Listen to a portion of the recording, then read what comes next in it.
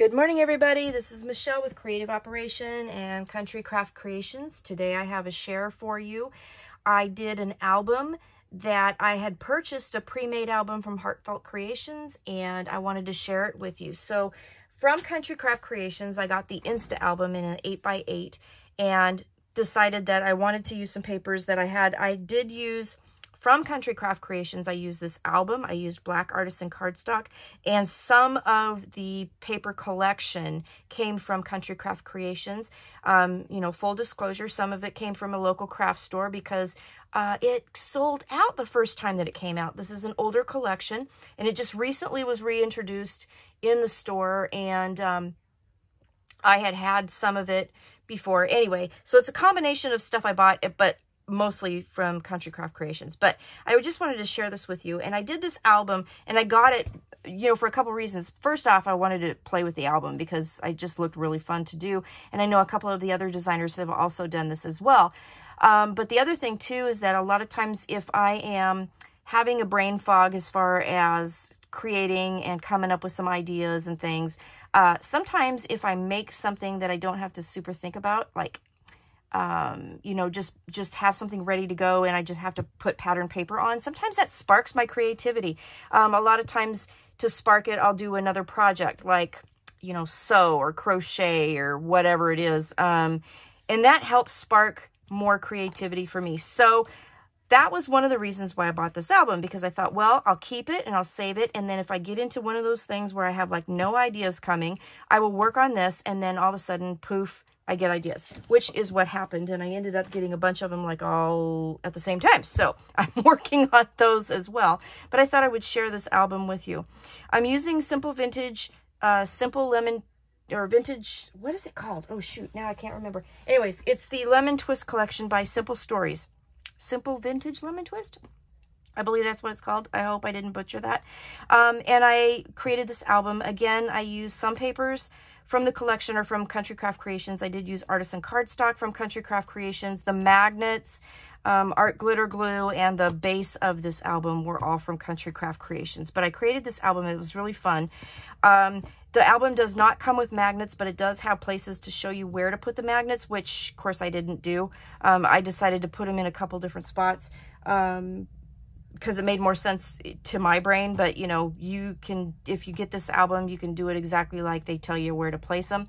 I did put a magnet here on the closure, but then silly me put this die cut chipboard sticker here, and then it didn't meet very well. So I added the ribbon as an afterthought.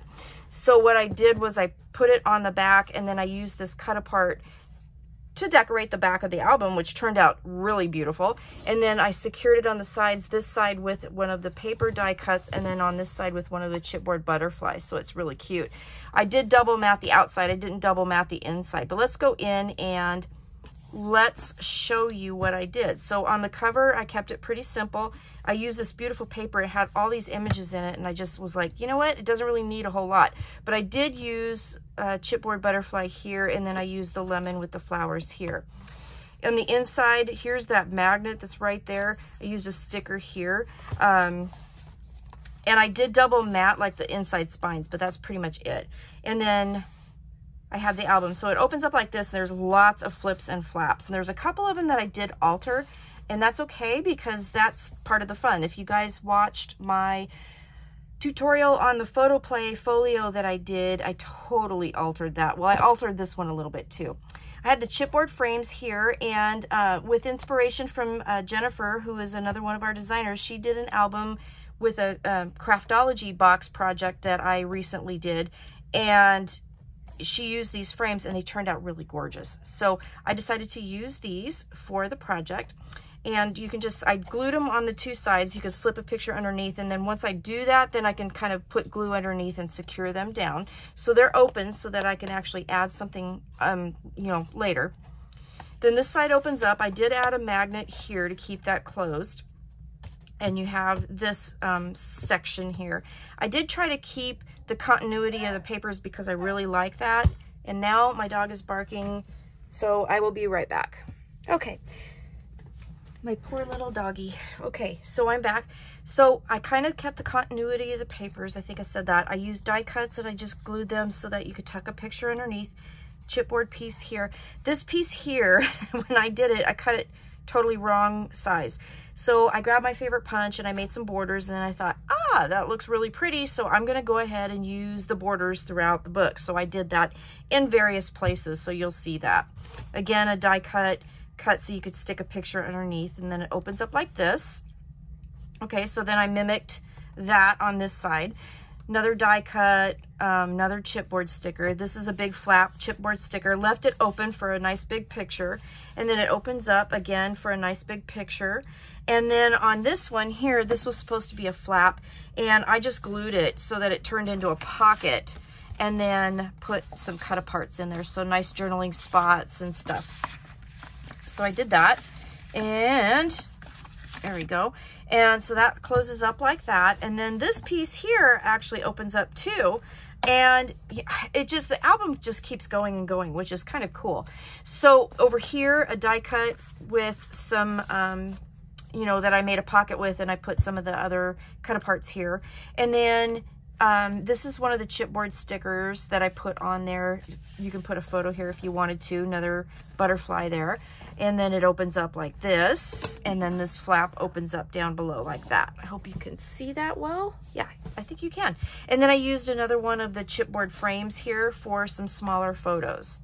So then that folds up like that, and then it goes like that and like that. So you can see this album is huge. I mean, it's really deceiving how many flips and flaps it has. So here, another frame, and then this opens up like so. Let's concentrate on this section here, but we have, this, it's full. So chipboard frame, and I put one of the little paper die cuts up in the corner, and then this opens up like this. And we're going to ignore the waterfall for a second because that's not part of the book. I actually added that, and I'll tell you how I did that in just a second. So this middle section here had the flap here, but then it had this giant flap underneath that went completely to the top of the album. So it was like a flap that went 8 inches, and then it folded down on itself again.